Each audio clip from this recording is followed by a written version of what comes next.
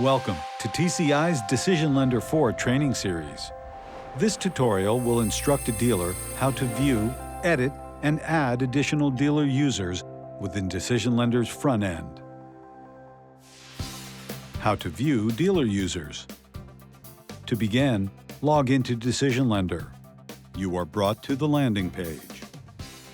Note, a dealer user must have dealer admin permissions in order to add additional dealer users. Click on the Setup tab.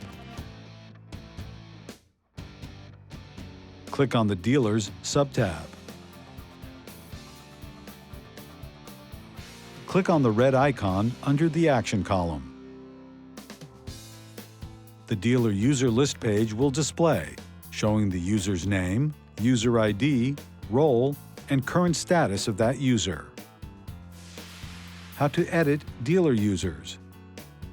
From the Dealer User List page, click the username link for the profile you wish to edit. The Edit User Profile page will display. The user may now make modifications to any of the editable fields. Note, the user ID may not be edited. For this example, we will edit the user's phone number. Click the Update button. A message indicating that the user profile has updated successfully will appear. The user must log in again for the new settings to take effect. How to add dealer users. From the Dealer User List page, click on the plus sign. A user profile page will open. All fields with an asterisk are required and must be completed. For this example, we will only complete the required fields. First, create a user ID. This will become part of the required information when logging into DecisionLender. Enter the user's first name. Select the appropriate role for the user by clicking into the role box and selecting from the drop-down list. Fill out the rest of the required information. Select the time zone by clicking in the time zone box and selecting from the drop-down list. Select the landing page from the drop-down selection. It is recommended that you select Work Queue My Apps, as this selection will bring you directly to the My Apps page when you log in. IP address restrictions may be entered by clicking on the plus icon next to IP restrictions.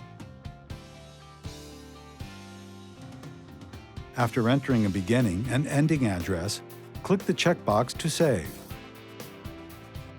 Additional ranges may be entered by clicking the plus symbol again.